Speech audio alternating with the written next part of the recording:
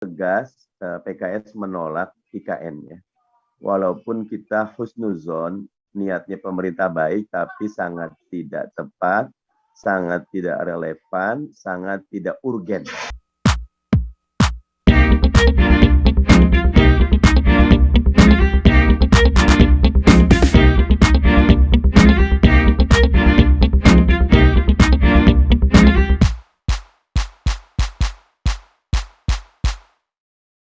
Malam ini mengambil tema sengaja nih Mas Taufik, Kang Taufik, IKN versus ketahanan pangan.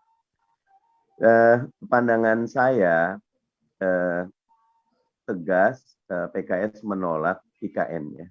Walaupun kita husnuzon, niatnya pemerintah baik, tapi sangat tidak tepat, sangat tidak relevan, sangat tidak urgen ya, IKN ini. Dan kita ingin mengaitkannya dengan satu masalah fundamental, ketahanan pangan sebetulnya lebih proporsional kemandirian kali ya, Kang Rizal ya, karena kalau cuma ketahanan, security, food security, kita bisa aja impor gitu kan ya. Tapi kalau kemandirian sudah pasti kita akan memiliki ketahanan.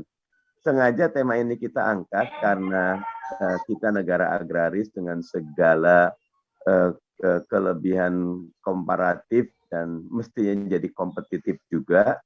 Terus the lowest level of society sementara ini masih para petani ya.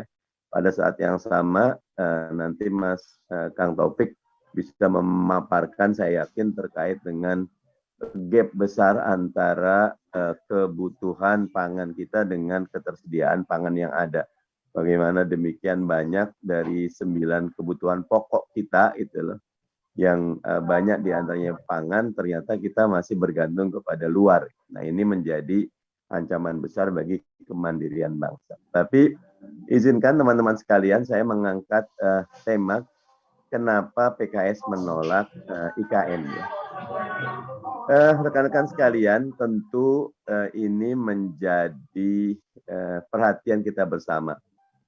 Kalau tentang waktu yang 41 hari, buat saya relatif. Bahkan kalau ini dijadiin standar dan berhasil, lebih bagus lagi, Mas Rizal, Kang Rizal itu. Karena produktivitas legislasi DPR akan tinggi ya.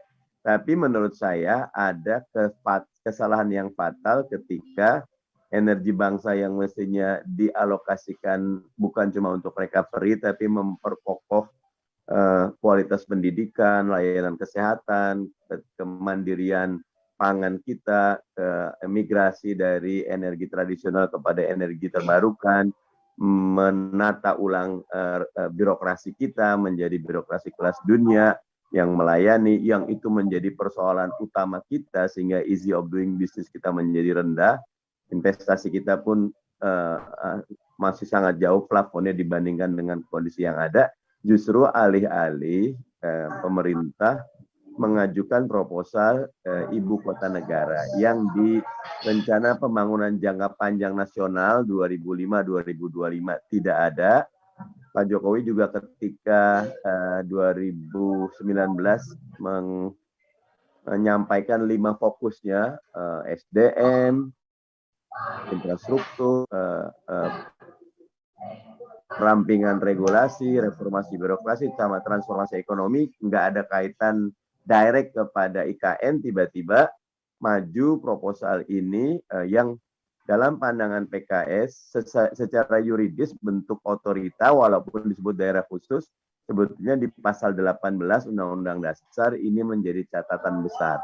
Karena nanti otorita ini diangkat oleh Presiden, tidak memiliki DPRD, itulah. Sehingga ini menjadi satu kekhususan yang sebetulnya agak bias dengan pasal 18 Undang-Undang Dasar 1945 versi hasil revisi yang terakhir, amandemen yang terakhir. Dari sudut ekonomis tentu sudah banyak dikaji ya, bahwa dalam kondisi keuangan negara yang sangat terbatas, di mana kemarin 6%, 5%, sekarang masih di angka 4% defisit kita, bahkan di atas 3% Undang-Undang Keuangan Negara, walaupun ada leg spesialisnya di Perpu Corona, tetap saja dengan debt service ratio kita yang sudah 39-40%, yang kalau di zooming lagi, beberapa ekonom mengatakan bunga yang dikeluarkan untuk surat utang negara kita, SBN kita, jauh di atas Sibor, Singapura, ataupun apalagi kalau Libor ya London gitu. Itu menjadi sangat berat.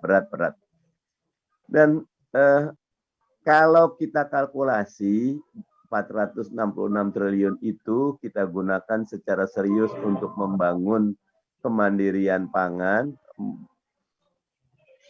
inovasi dan riset untuk bibit dan kekuatan lokal pangan kita, itu loh, buah-buahan kita mungkin kalau sangat serius kita bisa menyaingi Thailand karena kita punya lebih banyak. Demikian, termasuk anggrek nih, saya lagi banyak interaksi dengan anggrek, Mas Rizal.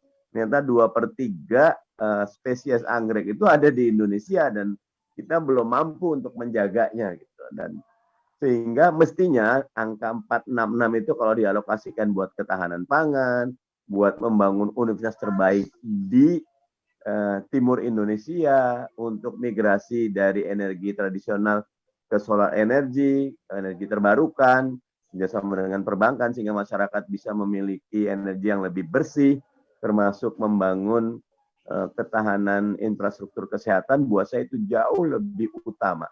Tentu inovasi dan pendalaman industri menjadi catatan besar yang semuanya perlu anggaran.